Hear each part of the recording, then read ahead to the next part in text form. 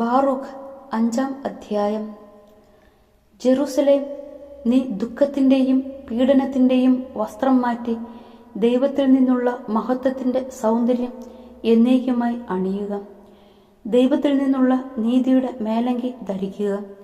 നിത്യനായവന്റെ മഹത്വത്തിന്റെ കിരീടം ശിരസിൽ അണിയുക. ആകാശത്തിന് കീഴിൽ എല്ലായിടത്തും ദൈവം നിന്റെ തേജസ് വെളിപ്പെടുത്തും.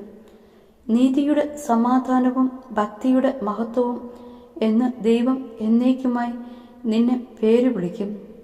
ജെറുസലേം, ഉണരുക, ഉയരത്തിൽ നിന്ന് കിഴക്കോട്ട് നോക്കുക.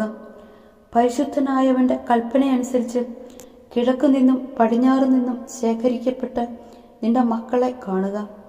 ദൈവം നിന്നെ സ്മരിച്ചതിൽ അവർ ആനന്ദിക്കുന്നു. ശത്രുക്കൾ അവരെ നിന്നിൽ നിന്ന് വേർപെടുത്തി നടത്തിക്കൊണ്ടുപോയി. എന്നാൽ ദൈവം അവരെ സിംഹാസനത്തിൽ എന്ന പോലെ മഹത്വത്തിൽ സംഹരിച്ച് നിന്നിലേക്ക് മടക്കിക്കൊണ്ടുവരും. ഉന്നതഗിരികളും ശാശ്വത ശൈലങ്ങളും ഇടിച്ചു നിരത്താനും താഴ്വരകൾ നികത്തി നിരപ്പുള്ളതാക്കാനും ദൈവം കൽപ്പിച്ചിരിക്കുന്നു. അങ്ങനെ ഇസ്രായേൽ ദൈവത്തിന്റെ മഹത്വത്തിൽ സുരക്ഷിതരായി നടക്കും. ദൈവത്തിന്റെ കൽപ്പനയനുസരിച്ച് വനങ്ങളും സുഗന്ധ വൃക്ഷങ്ങളും ഇസ്രായേലിന് തണലയക്കും.